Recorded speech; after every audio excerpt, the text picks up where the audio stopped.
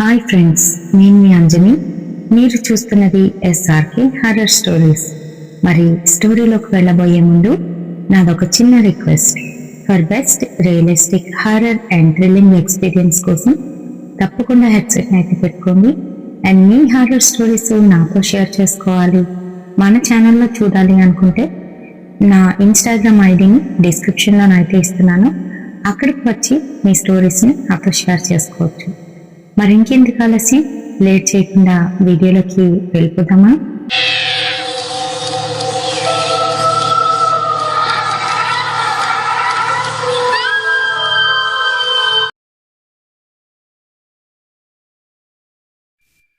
తెలిసి తెలియని వయసులోని తల్లిదండ్రుల్లోని ఎవరో ఒకరు లేకపోయినప్పుడు ఆ పిల్లలు ఎలా తయారవుతారో అనే దానికి నిదర్శనమే ఈ స్టోరీ. రాత్రి 12 అవుతుంది. రాము పక్క ఊర్లోని ఎల్లమ్మ తల్లి జాతర అవుతుందని, ఆ ఊర్లోని బేరాలు ఎక్కువగా ఉన్నాయని ఈ ఊరు నుంచి ఆ ఊరికి అప్పటి వరకు ప్యాసింజర్లు వేసుకొని తిరుగుతూనే ఉన్నాడు. మరి అక్కడ జాతరకని చాలా మంది ఉండిపోయారు. తనొక్కడే రిటర్న్ అయితే అవుతున్నాడు. అది రాత్రి సమయంలో వాళ్ళ ఊరికైతే వెళ్తున్నాడు. అప్పటి వరకు ఏ ఆలోచన లేదు. తను అలా వాళ్ళ ఊరు వైపు వెళ్తున్నాడో లేదో, అక్కడొక పెద్ద చింత చెట్టు అయితే ఉంటుంది. ఇంకా అది దాటాడో లేదో, ఎందుకనో ఒక్కసారిగా చల్లటి గాలి వీచేసరికి తన ఒంటి మీద ఉన్న రోమాలన్నీ కూడాను నిక్కబరుచుకున్నాయి.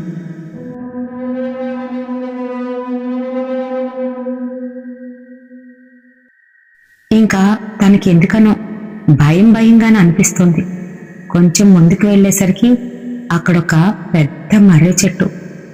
ఆ మర్రి చెట్టు పక్క నుంచి వెళ్తే అక్కడంతా మట్టి రోడ్డు అయితే ఉంటుంది. అది కూడా సింగిల్ లైన్. మరి ఆ రోడ్డు మీద నుంచి కొంచెం దూరం లోపలికి వెళ్తే ఒక పెద్ద చెరువు అయితే వస్తుంది. అది దాటుకొని లోపలికి వెళ్తే వాళ్ళ ఊరు. మరి తన మర్రి చెట్టు దగ్గరికి వచ్చేసరికి మర్రి చెట్టు మీద ఒక తెల్లటి చీరలోని కూర్చొని తననే చూస్తూ వేలబడుతూ తన కాసి చూసి గట్టిగానైతే నవ్వింది. అంతే, దాన్ని చూడగానే రాముకి వెన్నులో నుంచి వణుకు పుట్టుకొచ్చింది. ఇదేంటి, ఇది ఎక్కడుందేంటి అని భయపడిపోతూ బండిని ఏమాత్రం ఆపకుండా ఫాస్ట్గానైతే తీస్తున్నాడు. మరి ఆటో కొంచెం ముందుకు వెళ్ళేసరికి ఆటో దానంతటదే ఆగిపోయింది.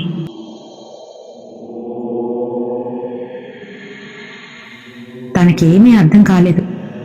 ఆటో దిగుదామా వద్దా అని ఆలోచిస్తున్నాడు. ఈలోగా ఆ తెల్లటి ఆకారం తన ఆటో ముందుకైతే వచ్చి నించుంది. అంతే, భయపడిపోయాడు రాము. ఎటుపక్కకి తిప్పాలి, నేను ఆటో దిగి వెళ్ళిపోనా అని అనుకుంటూ ఉంటే ఈలోగా ఆకారం వచ్చి ఆటోలోకి వచ్చి ఎక్కి కూర్చుంది. పదరాము, పద, వెళ్ళిపోదాం, మన ఊరికి వెళ్దాం అని అంటుంది. రాము భయపడిపోతూ, నువ్వేంటి, నువ్విలా ఉన్నావేంటి, ఏమైంది నీకు అని అంటున్నాడు. ఏమైందా, నీకు తెలీదా? నేను చనిపోయి 9 గంటలు అవుతుంది.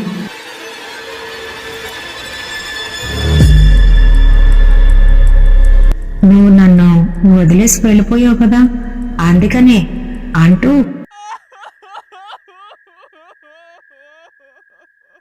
గట్టిగా ఏడవడం మొదలుపెట్టింది.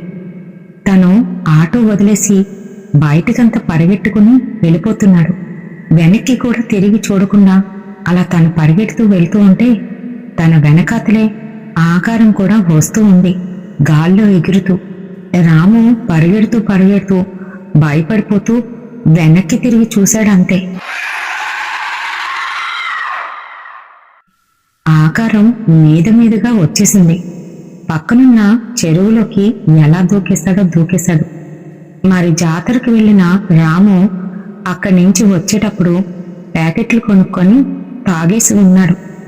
మరి ఆ మత్తులోని చెరువులోకి దూకిన రాము ఈత కొట్టలేకపోతున్నాడు. తనెంత ప్రయత్నిస్తున్నా తన కాళ్ళు, తన గొంతు ఎవరో పట్టుకున్నట్టుగానైతే అనిపిస్తుంది. రక్షించండి రక్షించండి అంటూ గట్టిగానైతే అరుస్తూ ఈదుకుంటూ మరో ఒడ్డుకు వచ్చి అక్కడే పడిపోయాడు. మరోవైపు తన భార్య ఇంట్లోనైతే పడుకుంది. ఉన్నట్టుండి ఆ గదంతా చల్లగా మారిపోయింది. తన పక్కనే ఎవరో నించొని తన గొంతు పట్టుకుని గట్టిగానైతే నులిమేస్తున్నారు. అంతే, తను పైకి లెగుద్దామంటే లేవలేకపోతుంది. ఒళ్ళంతా బరువుగా అయిపోయి తను ఎంత ప్రయత్నిస్తున్నా గొంతు బయటికైతే పెగలడం లేదు. పక్కనున్న కొడుకును లేపుదామనుకుంటే కొడుకు అక్కడ కనిపించడం లేదు. తన 5 ఏళ్ల కొడుకు ఎక్కడికి వెళ్ళిపోయాడో తెలీదు. రాత్రి సమయం, పైగా తన భర్త కూడా పక్కన లేడు. గట్టిగా అరవడానికి ప్రయత్నిస్తున్నా అది మటుకు తన్ని అస్సలు లేవనివ్వట్లేదు. అలానే మంచానికి అతుక్కుపోయింది శ్రావణి. మరంతే, తన ఇష్టదైవాన్ని దండం పెట్టుకొని మనసులోనైతే తలుచుకుంది. ఒక్కసారిగా కళ్ళు విరి తెరిచి చూసేసరికి ఎదురుగా అరుణ. దాన్ని చూస్తూ ఉంటే తన కోపంతోని శ్రావణి గొంతుని అలానే నులిమేస్తుంది. అంతే, శ్రావణి ఓపిక తెచ్చుకొని గట్టిగా అరిచేసరికి పక్క రూంలో పడుకున్న తన కొడుకైతే వచ్చాడు. అమ్మా అమ్మా అనుకుంటూ. అంతే, ఒక్కసారిగా లేచి కూర్చుంది శ్రావణి. తన కొడుకుని గట్టిగా పట్టుకొని ఏడ్చేస్తుంది. ఇప్పుడు అక్కడ ఎవ్వరూ లేరు. అసలు ఈ అరుణ ఏంటి ఇలా కనిపించింది? బహుశా ఏదైనా గాలేమో అని భయపడిపోతుంది. అంత రాత్రి సమయంలో ఇరుగు పొరుగుని పిలవలేదు. పైగా తన భర్త ఇంట్లో లేడు. తను బిక్కుబిక్కుమనుకుంటూ ఆ రాత్రి సమయంలో తన భర్త ఎప్పుడొస్తాడా అని ఎదురు చూసింది. అసలు ఈ శ్రావణి ఎవరు? ఆ అరుణ ఎవరు? తన భర్త రాముని ఇంకా శ్రావణ్ణి ఎందుకు అలా అరుణ వెంబడిస్తుంది అని తెలుసుకోవాలి అని అంటే సంవత్సరం క్రితం ఏం జరిగిందో మీరు తెలుసుకోవాలి. మరి శ్రావణి రాము ఇద్దరికి పెళ్ళయ్యి 6-7 సంవత్సరాలు అయితే అవుతుంది. వాళ్ళకి ముద్దులకే 5 ఏళ్ల కొడుకు కూడా ఉన్నాడు. చాలా సంతోషమైన కుటుంబం. ఆటో నడుపుతూ శ్రావణిని తన కొడుకుని పోషిస్తున్నాడు రాము. పెద్దగా ఏమీ రాకపోయినా వచ్చిన దాంట్లోనే సుఖంగానైతే ఉన్నారు. మరైతే ఆ రోజు ఎప్పట్లాగానే వాళ్ళిద్దరూనూ మార్కెట్కి అయితే వెళ్తున్నారు. వాళ్ళ ఆటోలోని సరదాగా వెళ్తూ ఉండగా ఒక అమ్మాయి 19 ఏళ్ళు అయితే ఉంటుంది ఆటో ఆపుతూ అలానా కాలేజీకి వస్తారా అని అడుగుతుంది. అంతే, వెంటనే రాము ఆటో ఆపి మా ఫ్యామిలీ ఉందండి, మీరు పక్కన కూర్చుంటారా, పర్వాలేదా అని అడుగుతున్నాడు. పర్వాలేదండి అంటూ తన ఆటో ఎక్కి కూర్చుంది. మరి అక్కడ ఆ కాలేజీ దగ్గర తన్నైతే డ్రాప్ చేసేశారు. వీళ్ళ మటుకు వీళ్ళు మార్కెట్కి అయితే వెళ్ళిపోయారు. 2 రోజుల తర్వాత అదే అమ్మాయి ఆటో కోసం అదే రోడ్లో నిలబడి ఉంది. మరి దగ్గరికి వెళ్ళి ఆపాడు రాము. ఏమండి, ఆటో కోసమేనా అని అడుగుతున్నాడు. అవునండి, కాలేజీకి వెళ్ళాలి అని అంటుంది. సరే ఎక్కండి అని చెప్పి తనైతే ఆటో స్టార్ట్ చేశాడు. కొంచెం దూరం వెళ్ళేసరికి ఆటో ఎందుకనో ఆగిపోయింది. అరేరే, నాకు కాలేజీకి టైం అయిపోతుందండి, ఆటో పనిచేయదా, నేను ఎలా వెళ్ళాలి అని కంగారు పడిపోతుంది అరుణ. అయ్యో కంగారు పడకండి, 2 నిమిషాలు అంటూ వెంటనే బాగు చేసేసి స్టార్ట్ చేశాడు. మీరు ఈ ఊరికి కొత్త అని అడిగాడు. అవునండి, మేమొచ్చి 3 నెలలు అవుతుంది. నాన్నగారు చనిపోయారు, నేను ఇక్కడే కాలేజీలో చదువుతున్నాను అంటూ అడిగిన దానికి కూడాను జవాబులైతే ఇస్తుంది అరుణ. మరి అది అమాయకత్వం అనుకోవాలో లేకపోతే ఆ ఏజ్లో అలానే ఉంటారో తెలియదు, కానీ అడిగిన దానికి కూడాను అలా చెప్తూ ఉంటే అమాయకత్వంగా ఉంది అని చెప్పి తనకైతే అర్థమైంది. ఇంకా రాము సరేనండి ఉంటాను అని వెళ్ళిపోతూ ఉంటే, ప్రతిరోజు మీరు అదే టైంకి ఇక్కడికి వస్తారా అని అడుగుతుంది. నేను ప్రతిరోజు అదే దారంట వస్తూ ఉంటానులేండి అని చెప్పడంతోని, సరే అయితే ప్రతిరోజు నాకు కాలేజీకి చేపెడతారా అని అడిగింది. అలాగేనండి. మీరు ప్రతిరోజు అంటే మరి నెలకొకసారి నాకు ఎంతో కొంత పే చేస్తే సరిపోతుంది అని అంటే, సరే ఎంత అవుతుంది ఏంటి అన్నీ కనుక్కుంది. వాళ్ళ అమ్మకు కూడా విషయాన్ని చెప్పి వాళ్ళ అమ్మకు కూడా పరిచయం చేసింది రాముని. రాము చూడ్డానికే కాదు, చాలా మంచిగానైతే మాట్లాడతాడు. మరి అందుకనే ఆ నమ్మకంతోనే రాముని, సరే అయితే మా అమ్మాయిని జాగ్రత్తగా ఇంటి నుంచి కాలేజీకి, కాలేజీ నుంచి ఇంటికి దేబెట్టు తమ్ముడు అంటూ వరుసలైతే కలిపేసింది. మరి ఇంకా అంతే, తమ్ముడు అని ఎప్పుడందో నిజంగానే తమ్ముళ్ళ ఫీల్ అయ్యి రాము కూడాను వాళ్లతో బాగా కలిసిపోయాడు. అంతేకాదు, మగతోడు లేని కుటుంబం. మరి వాళ్ళకి చిన్న చితక సాయం కూడా చేస్తూ ఉండేవాడు. ప్రతిరోజు కూడాను అరుణని దేబెట్టే సమయంలోని మాట్లాడుతూ ఉండేవాడు. మరి చిన్నది మాట్లాడినా ఇంట్లో విషయాలన్నీ కూడా చెప్తూ ఉండేది అరుణ. వాళ్ళిద్దరి మధ్యన స్నేహం బాగా కుదిరిపోయింది. అంతేకాదు, మావయ్య మావయ్య అని పిలవడం కూడా మొదలు పెట్టేసింది.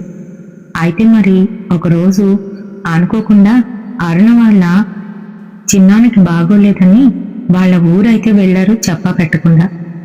3 రోజులయ్యింది, అరుణ కనిపించలేదు. ఎందుకనో రాముకి పిచ్చెక్కినట్టుగా అయ్యింది. అరుణాలు ఎక్కడికి వెళ్ళిపోయారు, నాకు చెప్పకుండా వీళ్ళెక్కడికి వెళ్తారు అని అనుకున్నాడు. మరి వెంటనే అరుణ వాళ్ళ అమ్మకి శారదకైతే కాల్ చేశాడు. శారద లిఫ్ట్ చేసి, ఆ తమ్ముడు చెప్పు అని అంటుంది. అక్క, 3 రోజులవుతుంది, మీరెక్కడికి వెళ్ళిపోయారు? అరుణ కాలేజీకి కూడా వెళ్ళట్లేదు అని అడుగుతూ ఉంటే, అది మా మరిదికి బాలేదని మా ఊరొచ్చాం తమ్ముడు, వచ్చేస్తాం, రేపటికల్లా వచ్చేస్తామని చెప్తుంది. మరి మర్నాడు అరణ్యాన్ని కాలేజీకి తీసుకువెళ్దామని వచ్చిన రాము తనతో పాటుగా ఒక గిఫ్ట్ అయితే తీసుకువచ్చాడు. కొంచెం దూరం వెళ్ళిన తర్వాత అక్కడ ఆటోని ఆపి అరుణ వైపు తిరిగి, అరుణ, నీకోసం నేను ఒకటి తెచ్చాను అంటూ తన చేతిలో ఆ గిఫ్ట్ అయితే పెట్టాడు. ఇదేంటి మావయ్య అని అంటుంది. నీకోసమే అరుణ, 3 రోజులు కనిపించలేదు కదా, నాకు చాలా భంగేసింది సుమి, నువ్వెక్కడికి వెళ్ళిపోయావో అనుకున్నా అని అంటున్నాడు. ఆ మాటలకి అరుణ అయితే కొంచెం తడబడుతూనే ఆ గిఫ్ట్ని అయితే తీసుకుంది. మరి ఓపెన్ చేసి చూస్తే తనకు నచ్చిన రోల్డ్ గోల్డ్ జ్యువెలరీ అయితే ఉంది. మరి టీనేజ్ పిల్లలకి గోల్డో లేదో అనంటే పెద్ద పెద్ద గిఫ్ట్స్ ఇవ్వాల్సిన అవసరమే లేదు. వాళ్ళకి నచ్చినవి ఏవైనా చిన్నది ప్రెజెంట్ చేసినా చాలా ఎక్కువగానైతే ఫీల్ అవుతారు. మరి అలానే అరుణ కూడా చాలా హ్యాపీగా ఫీల్ అయింది. మావయ్య, ఇవన్నీ నాకేనా అని అడుగుతుంది. నీకే అరుణ అంటూ దూరంగా తీసుకువెళ్ళి అక్కడ ఎవరూ లేని ప్రదేశంలో ఆటోనైతే ఆపాడు. ఇక్కడెందుకు ఆపాడు మావయ్య అని అడుగుతూ ఉంటే, అరుణ, ఒకసారి బయటికి రావా అంటూ తన చేతులు 2 గట్టిగా పట్టుకొని, నువ్వంటే నాకు ఇష్టం అరుణ, నువ్వంటే నాకు చాలా ఇష్టం, నువ్వు ఓకే అంటే నిన్ను పెళ్లి చేసుకుంటాను అని అనేశాడు. అదేంటి, మీకు పెళ్ళైపోయిందిగా, మళ్ళీ ఇలా అంటున్నారేంటి అని అంటూ ఉంటే, నాకు పెళ్ళయింది, కానీ నేను నరకం చూస్తున్నాను, అది నన్ను సరిగ్గా చూసుకోదు, నీకు తెలీదు అంటూ ఏవేవో తప్పుడు మాటలైతే మాట్లాడాడు. అంతేకాదు, నువ్వంటే నాకు పిచ్చి ప్రాణం, నువ్వు లేని ఈ 3 రోజులు నరకాన్ని చూశాను, నువ్వు కనిపించకపోతే నేను చనిపోతాను అరుణ అంటూ ఏవేవో మాటలు మాట్లాడాడు. అంతే మరి అరుణ ఒక్కసారిగా షాక్ అయిపోయింది. మావయ్య, నువ్వేంటి ఇలా మాట్లాడుతున్నావు అని అంటూ ఉంటే, నువ్వు కాదంటే నేను ఇక్కడే చనిపోతాను అంటూ తన జోబులో నుంచి ఒక బ్లేడ్ తీసి తన చేతినైతే కట్ చేసుకోబోయాడు. అంతే, వెంటనే అరుణ చేతిని గట్టిగా పట్టుకుంది. ఇంకా తన కళ్ళలోకి చూస్తూ, నువ్వంటే నాకు చాలా ఇష్టం, నిన్ను పెళ్లి చేసుకుంటాను, దాన్ని వదిలేస్తాను, మీ అమ్మని నిన్ను కూడా జాగ్రత్తగా చూసుకుంటాను అని ఏవేవో మాటలు మాట్లాడాడు. అంతే మరి, తండ్రి లేని పిల్లాయే, అది కాకుండా టీనేజ్లోని తొందరగా అట్రాక్షన్కి లోనవుతారు. ఎవరైనా అలాంటి మాటలు మాట్లాడితే నిజమేనేమోనని నమ్మేస్తారు. అంతేకాదు, నార్మల్గా పెళ్లి కాని అబ్బాయిల కన్నా పెళ్ళైన వాళ్ళు చాలా తెలివిగా, చాలా మ్యానిపులేటింగ్గానైతే మాట్లాడుతూ ఉంటారు. ఆ సంగతి పాపం తెలుసుకోరు ఇలాంటి పిచ్చి తల్లులు. రాము లాంటి వాళ్ళు వాళ్ళ అవసరాల కోసం ఏమైనా చేస్తారు, ఎంతకైనా తెగిస్తారు. మరి అంతే, అరుణ కూడాను రాము మాయలోనైతే పడిపోయింది. ఇంకా అక్కడి నుంచి ప్రతిరోజు కూడాను కాలేజీకి వెళ్ళేటప్పుడు కాసేపు ఎక్కడికో దూరంగా తీసుకువెళ్ళి అక్కడ ఆపడం, తనతోని చక్కగా మాట్లాడి ఏదో కాసేపు కాలక్షేపం చేసి కాలేజీకి తీసుకువెళ్ళి విడిచిపెట్టడం, తను ఏది కొనమంటే అది కొనడం, అది ఇప్పించడం చేస్తూ ఉండేవాడు. ఇంటికి డబ్బులు ఇవ్వడం మానేశాడు. అంతేకాదు, ఏవేవో గిఫ్ట్లు కొనడం, అర్ణకివ్వడం, అంతేకాకుండా ఓయో రూములకు కూడా తీసుకువెళ్ళడం మొదలుపెట్టాడు రాము.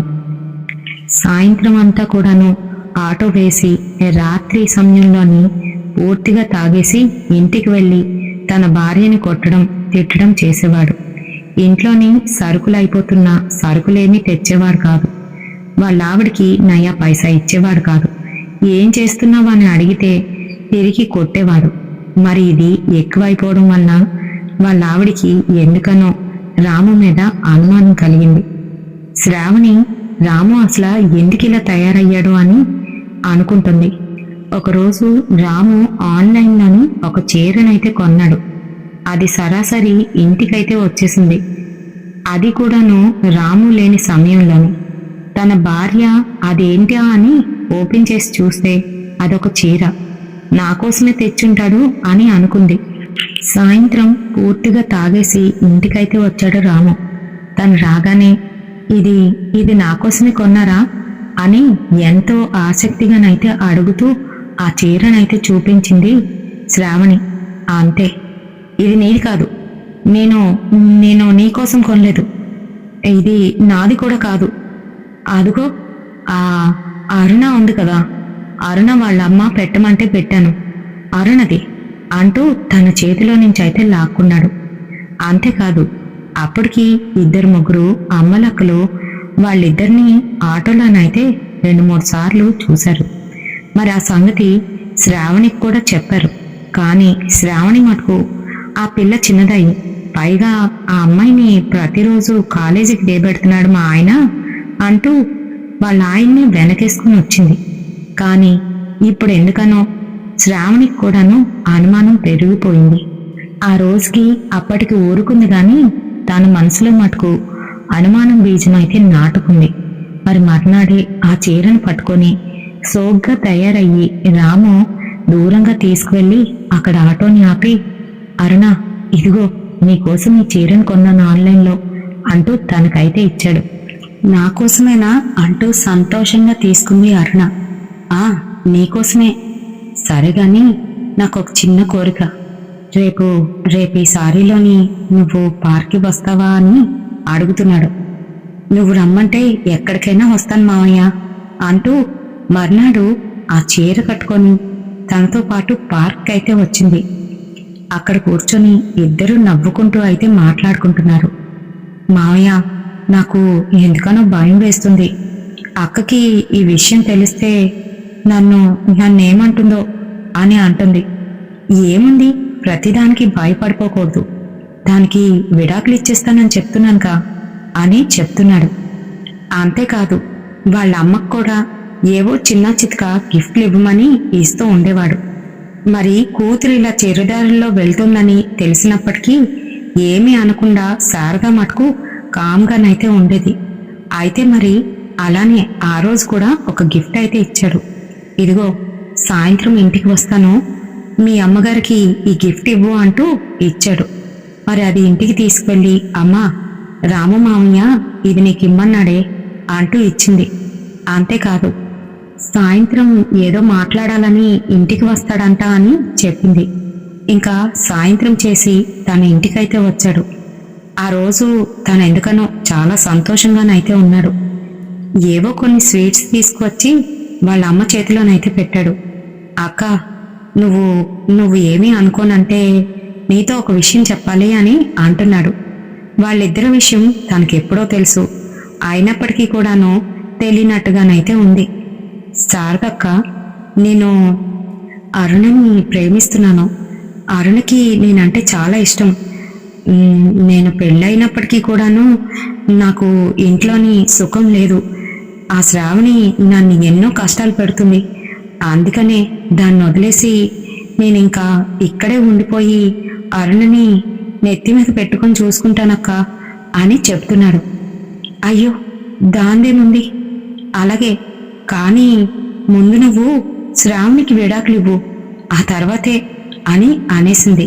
ఇంక ఎప్పుడైతే శారద అలా గ్రీన్ సిగ్నల్ ఇచ్చిందో వీళ్ళిద్దరూ ఇంకా రెచ్చిపోయారు. ఈసారి బయటికి ఎక్కడికో వెళ్ళడం కాదు, ఏకంగా వాళ్ళ ఇంటి ముందే ఆటో ఆపేసి వాళ్ళ ఇంట్లోకి వచ్చి చాలాసేపు తనతో గడిపి వెళ్ళిపోతూ ఉండేవాడు. వాళ్ళ అమ్మ కూడా చూసి చూడనట్టుగా ఊరుకుంటూ ఉండేది. తను రాము రాగానే బయటికి బజార్కని వెళ్ళిపోతూ ఉండేది. వాళ్ళింట్లోనే భోజనం, సాయంత్రం కానీ ఇంటికి వెళ్ళేవాడు కాదు. ఏది సంపాదించినా అక్కడికే తీసుకొచ్చి కుమ్మరిస్తున్నాడు. మరి ఇదంతా తెలిసినా శ్రావణి వాళ్ళ అమ్మ ఊరుకోలేదు. వాళ్ళ ఇంటికి వచ్చి మరీ గొడవ పెట్టుకుంది. అంతేకాదు, ఈసారి గాని నా అల్లుడు ఇక్కడ కనిపించాడంటే మీ ఇద్దరిని ఏం చేయాలో అది చేస్తాను అంటూ వాళ్ళకైతే వార్నింగ్ ఇచ్చింది. అయితే మరి శ్రావణి వాళ్ళమ్మ అన్నంత పని చేస్తుంది. అంతేకాదు, శ్రావణికి ఇద్దరు అన్నయ్యలైతే ఉన్నారు. వాళ్ళిద్దరికీ విషయం తెలిస్తే అంతే సంగతులు. మరి అదే విషయాన్ని రాముకి చెప్పి రాముకి బెదిరించి వెళ్ళిపోయింది శ్రావణి వాళ్ళమ్మ. అంతే, రాము భయపడిపోయాడు. అమ్మో, వాళ్ళకి తెలిస్తే నన్ను బ్రతకనివ్వరు అని అనుకున్నాడు. అంతేకాదు, బాగా గడ్డి పెట్టింది. నీలాంటి వాడికి ఏం చేయాలో నాకు బాగా తెలుసు. నేను పనిచేస్తున్న కమిషనర్ గారికి ఒక్క మాట చెప్తే చాలు, నిన్ను ఎక్కడికి తీసుకువెళ్ళి వెయ్యాలో అక్కడ వేస్తారు అని భయపెట్టేసింది. అంతే, దెబ్బకి రాము అయితే భయపడిపోయాడు. అమ్మో, అన్నంత పని చేస్తుంది మా అత్త అని అనుకున్నాడు. అప్పటికి గాని తెలివి రాలేదు రాముకి. ఇంకా అంతే, ఆ రోజంతా కూడాను చాలా ఆలోచించాడు. మర్నాడు అరుణని ఎప్పట్లాగే ఆట ఎక్కించుకొని దూరంగానైతే తీసుకువెళ్ళాడు. తన చేతిలోని ఒక గిఫ్ట్ని పెట్టి, ఇదిగో, ఇదే నా ఆఖరి ప్రేమ కానుక అంటూ ఇస్తున్నాడు. అదేంటి, ఏమైంది మావయ్య అంటూ దగ్గరికి రాబోతుంటే, వద్దు, నువ్వు అలానే ఉండు. నీకు కావాలంటే మంచి అబ్బాయిని నేనే వెతికి పెళ్లి చేస్తాను. అంతేకాదు, నీ పెళ్లికి కావలసిన ఖర్చు సగం నేనే పెట్టుకుంటాను. మనం ఇక్కడితో ఈ ప్రయాణాన్ని ఆపేద్దాం. నీకు తెలుసు కదా, మీ అక్క శ్రావణి వాళ్ళ ఇంట్లో తెలిసిపోయింది. అంతేకాదు, మా అత్త వచ్చి నన్ను చాలా బెదిరించింది. మరి జైల్లో పెట్టేస్తానని, ఇంకా ఏవేవో. అవన్నీ ఎందుకులే, మనం ఇక్కడితో ఈ ప్రయాణాన్ని ఆపేద్దాం అని అంటుంటే అప్పటికే ఏడుపు మొదలు పెట్టేసింది అరుణ. గట్టిగా ఏడుస్తుంది. అరుణ, ఏడవకు అని అంటున్నాడు. అరుణ మటుకు, నువ్వేం మాట్లాడుతున్నావు మామయ్య, నీకు అసలు తెలుస్తుందా? నీకు చెప్పని మరో విషయం ఉంది. నేనిప్పుడు కడుపుతో ఉన్నాను, అమ్మకు కూడా తెలీదు అని అప్పుడైతే చెప్పింది. అంతే మరి, షాప్లోని అలానే ఉండిపోయాడు. ఏం మాట్లాడుతున్నావు? నిజమా? ఇది నిజంగా నిజమా అంటూ భయపడిపోతున్నాడు. నన్ను వదిలే అంటూ తన్ని దిగిపోయి వెళ్ళిపోమంటూ తోసేశాడు. అంతే, తను ఏడ్చుకుంటూ అలానే తనకాసి చూసుకుంటూ పొలం వైపు అయితే వెళ్ళిపోయింది. ఇంకా తను కూడా పట్టించుకోకుండా అక్కడి నుంచి అయితే వెళ్ళిపోయాడు. అది మధ్యాహ్నం 3 గంటలవుతుంది. మరి తను ఎక్కడికి వెళ్ళింది, ఏంటి, ఏమవుతుంది అని కూడా ఆలోచించకుండా అక్కడి నుంచి డైరెక్ట్గా పక్క ఊర్లోని జరుగుతున్న జాతరకైతే వెళ్ళిపోయాడు. అక్కడ ఆటోనైతే నడిపాడు. మరి అరుణ అక్కడ దిగిపోయి ఏడ్చుకుంటూ పొలం వైపు అలానే పరిగెడుతూ వెళ్ళిపోయింది. అక్కడ ఎవరో పొలం కోసమని పెట్టిన మందు తీసుకొని తాగేసింది. అంతేకాదు, దగ్గరలో ఉన్న నేల నీలోకైతే దూకేసింది. తను అలా దూకిన విషయం ఎవ్వరికీ తెలియదు. మధ్యాహ్న సమయంలో అందరూ భోజనానికైతే వెళ్ళిపోయారు. ఆ తర్వాత కాసేపు అక్కడే కాలక్షేపం చేసి తిరిగి వచ్చి వాళ్ళ పనులైతే చేసుకుంటున్నారు. మరి ఆ సమయంలోని శ్రీను బావి దగ్గరికి వెళ్ళి నీళ్లు తోడదామనుకునేసరికి అక్కడ శవంలా తేలుతూ ఉంది అరుణ. అంతే, అరుణ గురించి అక్కడున్న కొంతమందికి అయితే తెలుసు. వాళ్ళు వెంటనే శారదాకైతే పిలిపించారు. ఊర్లో అంత జరుగుతున్నా తను అక్కడ లేడు కాబట్టి రాముకైతే తెలీదు. పైగా రాము వాళ్ళ ఆవిడ చాలా దూరంలో మరొక ఏరియాలోనైతే ఉంటుంది. ఆమెకు కూడా ఈ విషయం అయితే తెలీదు. వయసులో ఉన్న అమ్మాయి, పైగా కడుపుతో కూడా ఉంది. అలా బలవన్మరణానికి పాల్పడడంతో ఆమె ఆత్మ వారిద్దరినీ వదలలేదు. మరైతే మర్నాడు తెల్లవారేసరికి ఊర్లో వాళ్ళందరూ చెరువుగట్టు దగ్గర ఎవరితో శవం ఉందని అక్కడికి వెళ్ళేసరికి అది మరి ఇంకెవరో కాదు, ఆటో డ్రైవరు రాము అలా తాగేసి ఉండడం వల్ల ఆ చెరువులో పడి చనిపోయాడని అందరూ అనుకున్నారు. మరి అసలు తప్పెవరిది? ఎవరు దీంట్లోని పావులా ఉపయోగపడ్డారు? ఎవరి జీవితం నాశనం అయిపోయింది అని పక్కన పెడితే, చిన్నపిల్లలు మనస్తత్వాలు ఇలానే ఉంటాయి. టీనేజ్ పిల్లలు ముఖ్యంగాను. వాళ్ళ కోసమే ఈ వీడియో. మరి నిజంగా మన తెలుగు రాష్ట్రాల్లో జరిగిన ఈ రియల్ ఇన్సిడెంట్ మీకు ఎలా అనిపించింది అనేది కామెంట్ సెక్షన్లోనైతే కామెంట్ చేయండి. లాస్ట్ వీడియోకి మనకు వచ్చిన కామెంట్స్ ఎవరెవరి దగ్గర నుంచి ఎక్కడి నుంచి వచ్చాయనేది చూసేద్దామా. మరి వీరమణి సిస్టర్, వసుధా సిస్టర్, బాలాజీ గారు, సిటీవీ కలర్స్ ఆఫ్ లైఫ్ నుంచి చంద్రజ గారు, ఇంకా మురళీకృష్ణ గారు, గౌతమ్ గారు, లక్ష్మి గారు, బాలి లక్ష్మి గారు, Vijayakrishna Rani sister, Basini Vijaya sister, Rajeshwari sister, Swathi sister, Jyothi sister, Tulasi sister, Regina sister, Ruby sister, Dunisha Shaik sister, Mounika, రవీంద్రానియా, షేక్ జబీబుల్లా గారు, సంధ్య సిస్టర్, అమలు సిస్టర్, ధీరజ్ గారు, Divyavani sister, Dhanraj brother, P Ravishankar గారు, స్వర్ణ నుంచి. ఇంకా ఎవరినైనా మిస్ చేసినట్లు అనిపిస్తే ఖచ్చితంగా నాకు కామెంట్ సెక్షన్లో కామెంట్ చేయండి. నెక్స్ట్ వీడియోలోని మీ పేరుని ఖచ్చితంగా తీస్తాను. మరి రేపటి సరికొత్త హారర్ ఇన్సిడెంట్తోని మళ్ళీ కలుద్దాం. అంతవరకు బాయ్.